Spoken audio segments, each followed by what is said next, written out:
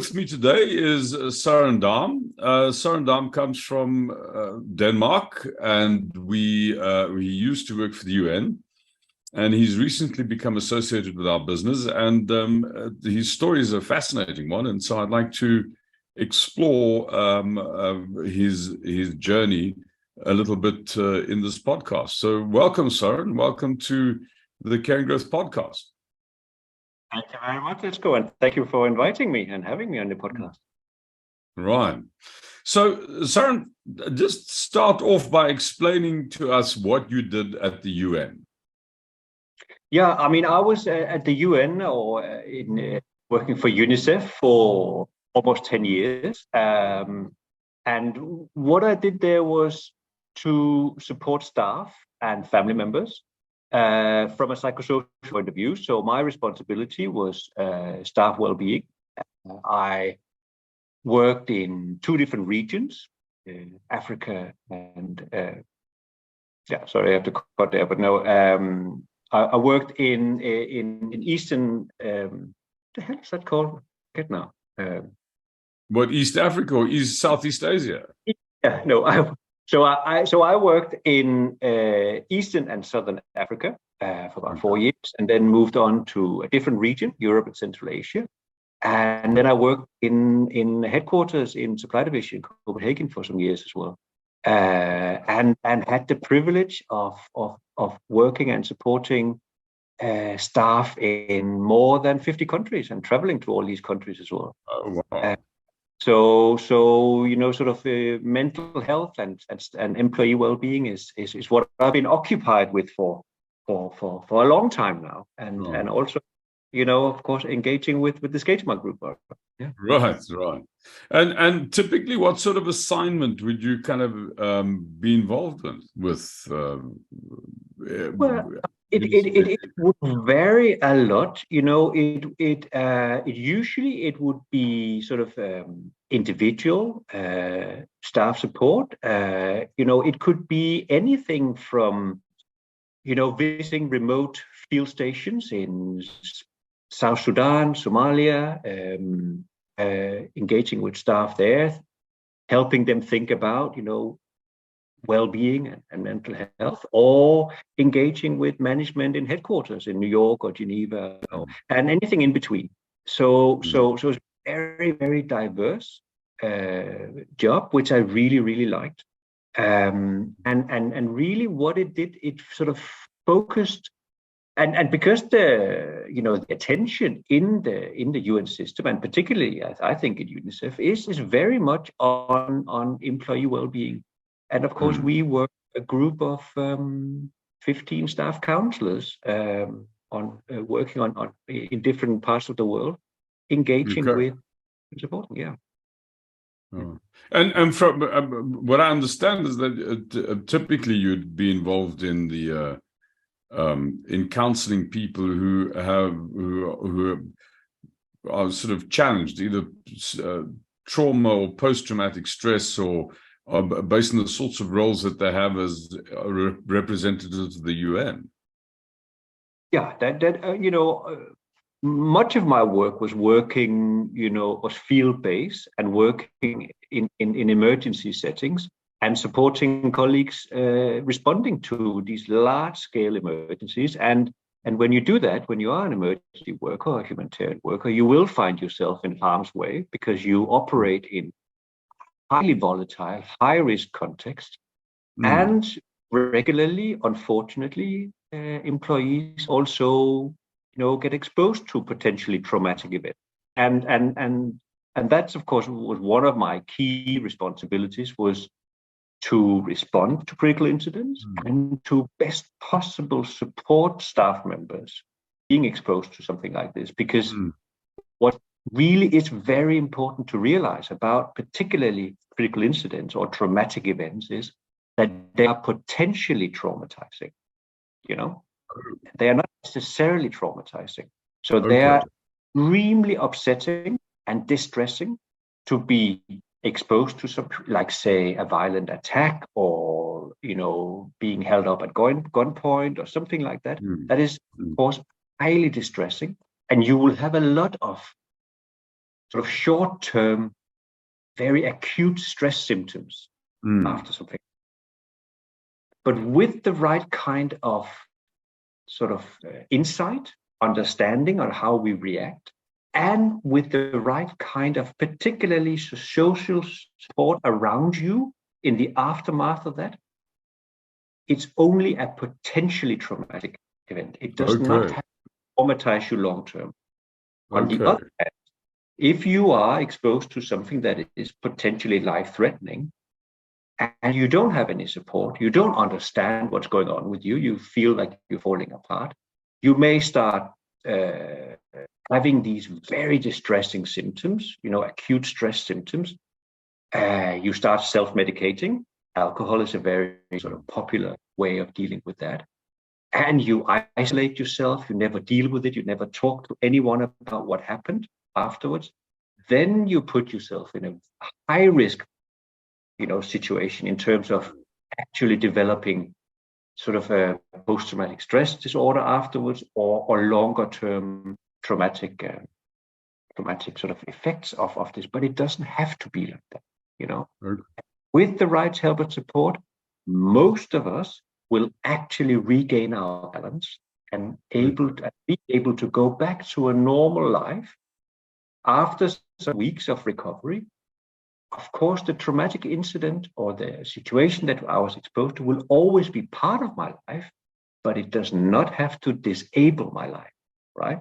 So that's very important. There's not necessarily an automatic sort of connection between being exposed to something very traumatic and then being traumatized long term.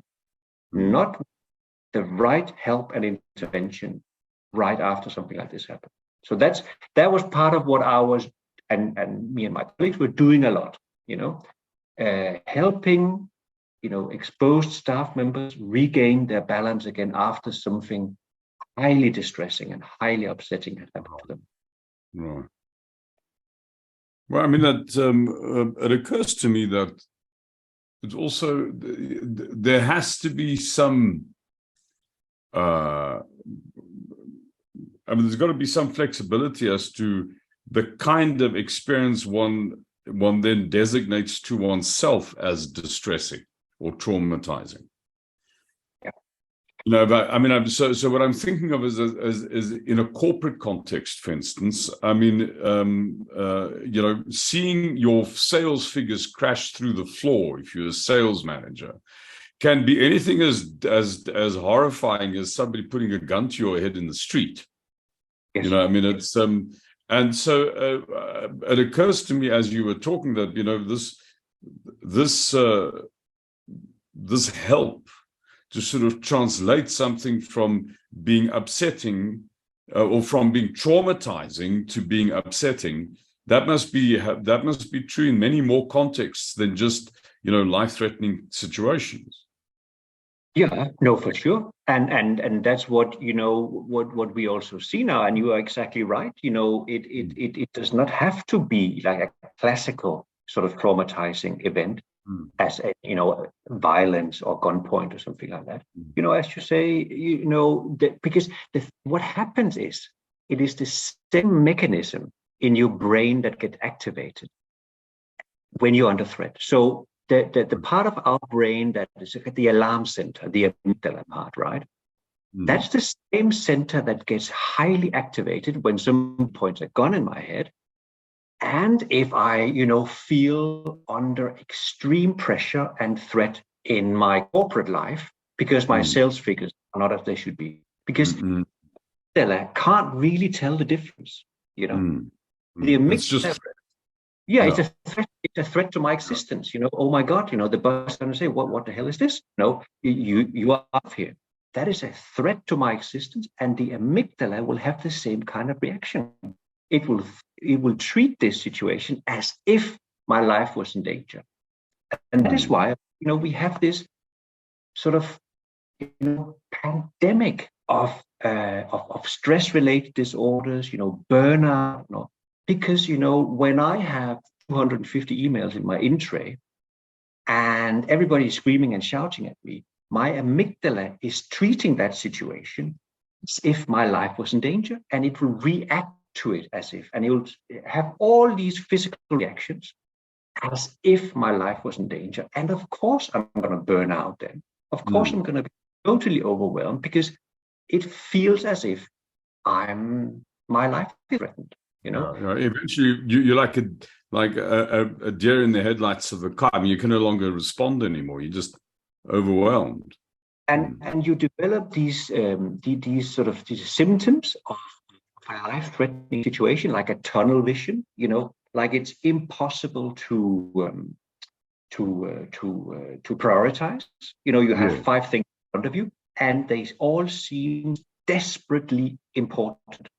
But they're not, of course, but it's because you have developed this tunnel vision, because your amygdala is putting your brain into a situation or a condition where your life is in danger. So you have to focus on one thing, usually, escaping or fighting or freezing or, withdrawing, just to sort of protect your own life. And of course, in that condition, who can do any kind of work in that condition?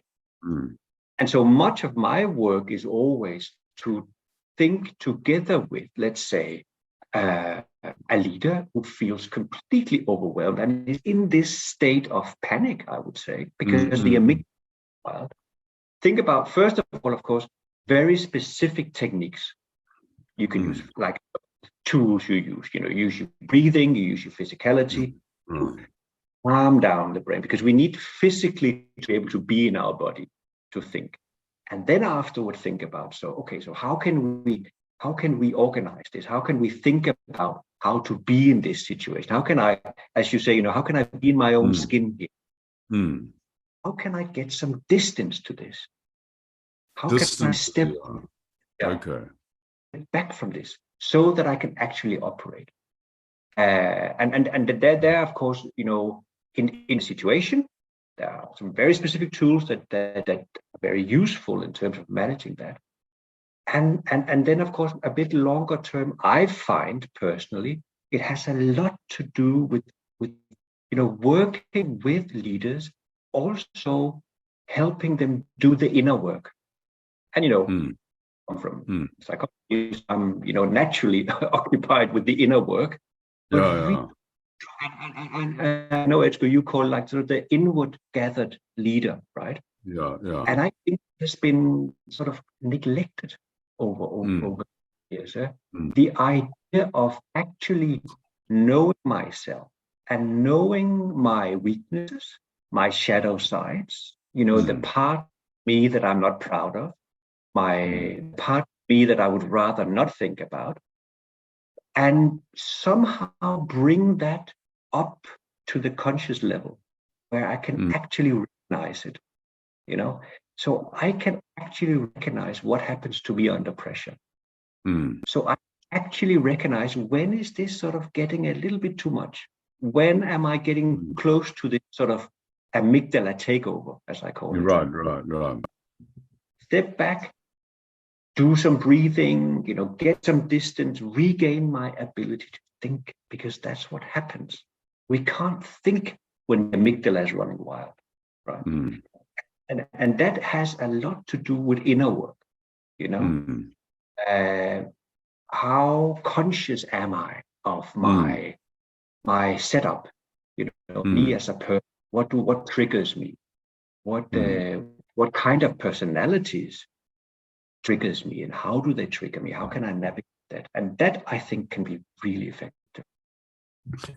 So, Soren, I'm really curious about your response to this. I've got a client who I have a very high regard for, and a couple of times I've spoken to him about this issue of sort of stress counseling, helping his leaders deal with stress, and his response to me is always the same. He says, "Shut up.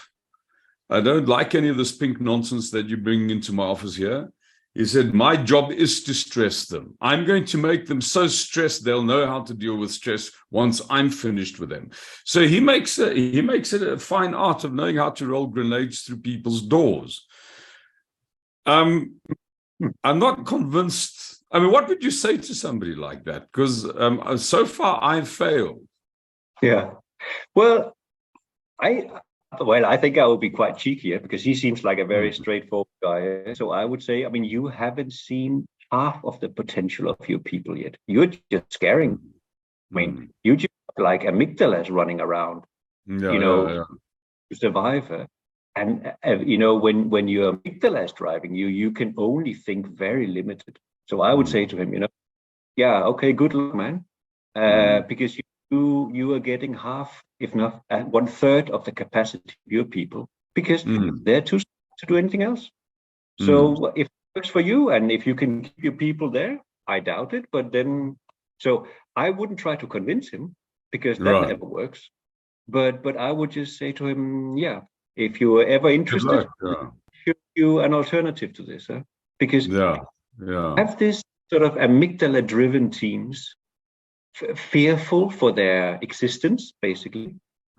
Yeah, do what you tell you, but they won't do anything else. And you know, and if we put it into like the care and growth, you know, thinking, then you have takers. You know, they are there, they survive, they get the paycheck, and then they probably would rather be somewhere else.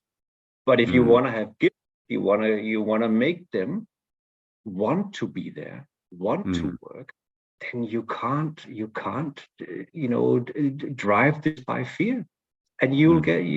I mean, the potentials are so enormous. So I think I'll say something like that, you know. And Yeah. sometimes Yeah. people outside pedagogical reach, that's Mm. fine as well.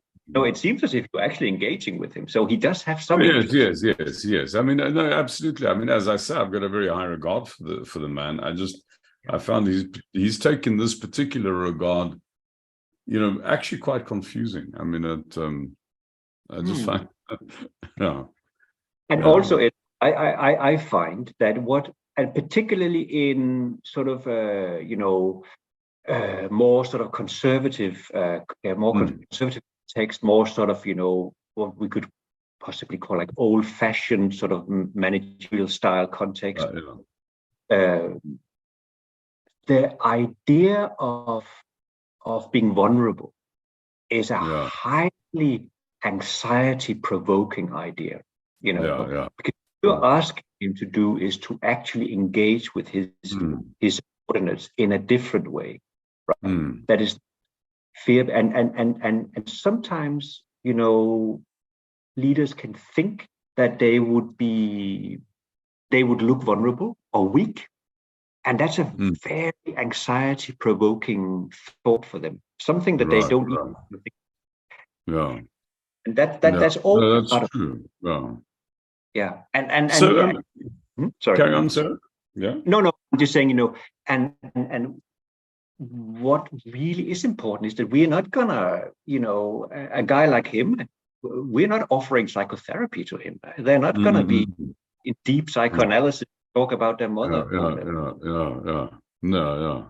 Idea of getting away from an amygdala-driven kind of managerial style to something that could really make things blossom. I mean, that must resonate somehow. Yeah. Yeah. The So you did mention this issue of care and growth, Soren, and you've now decided to kind of hook your fortunes onto this wagon, which, yeah, dare I say, flatters me no end. But how did this journey start for you? I mean, how come you got interested in working with this content? Well, I mean, so yeah, I was just thinking back. So 8, 9 years ago, I was with the regional management team in Nairobi for UNICEF, and David April, you know, our colleague from Skate, he came up to do an introduction to care and growth, and that was Right. the first time. And of course, it was brilliant because he's a brilliant guy, right? And he talked about it, and it was a very good retreat. And that was the first time I was sort of introduced to it, and it's sort of something stuck with me there, and it felt different. It felt fundamentally different from many of the other sort of offerings, you know, from external consultancy companies that I've sort of witnessed and noticed over the years.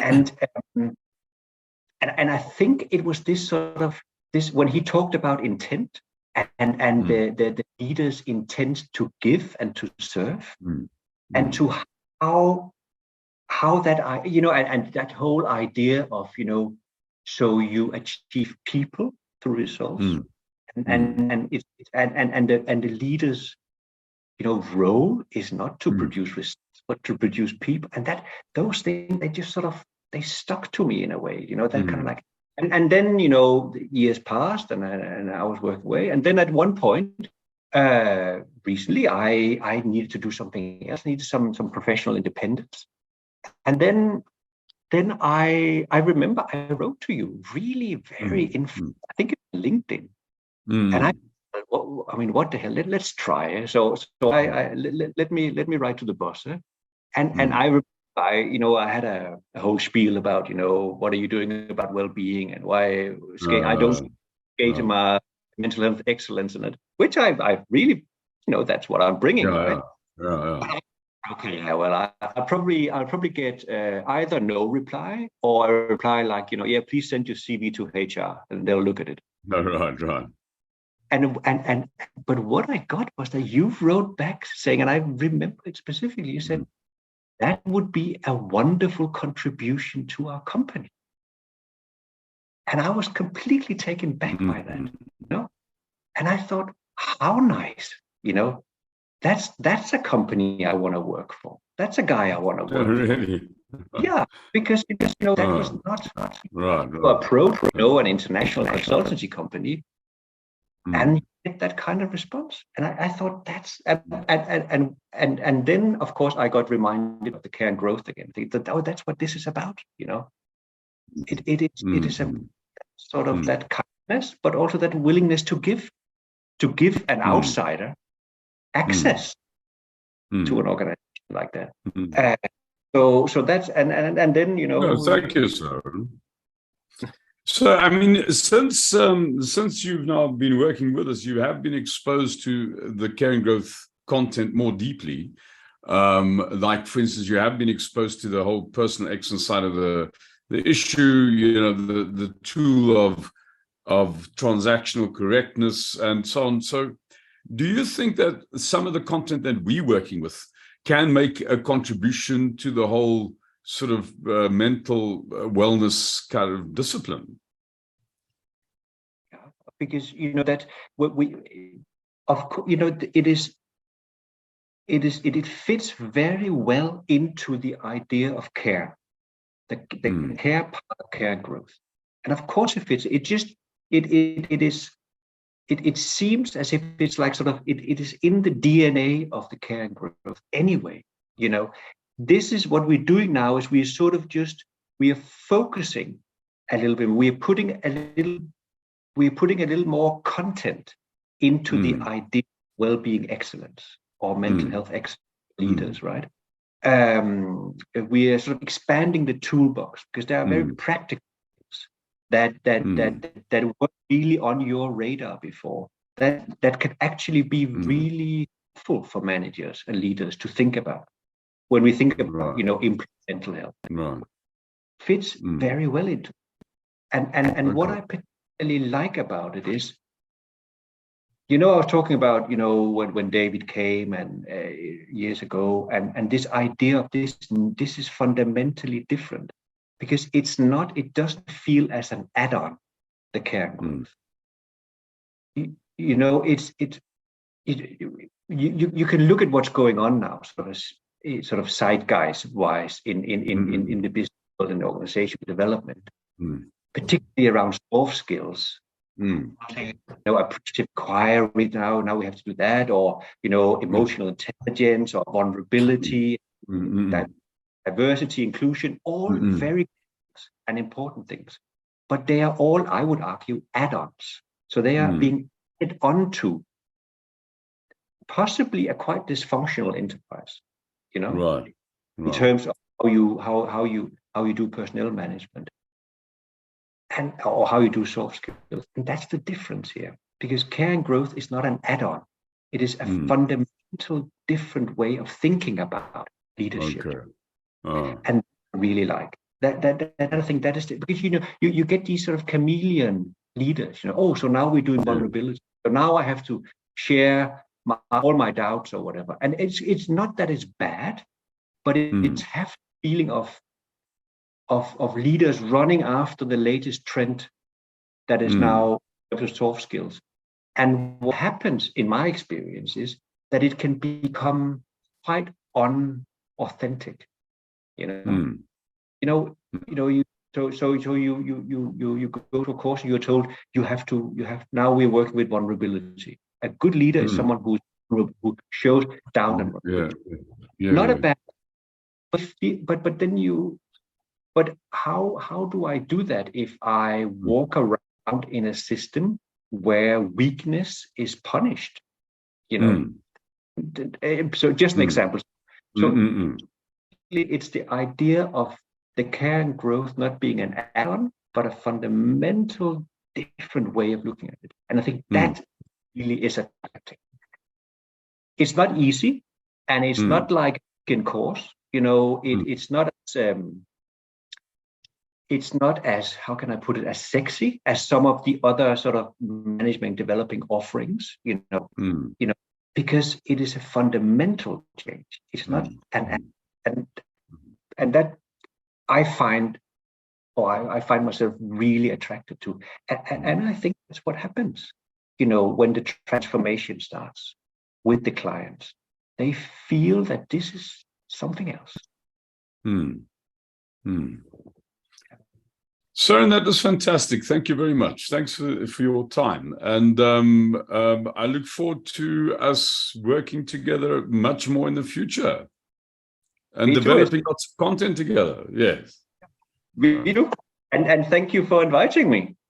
Not at all. Thank you very much. Great pleasure. All the best. Take care.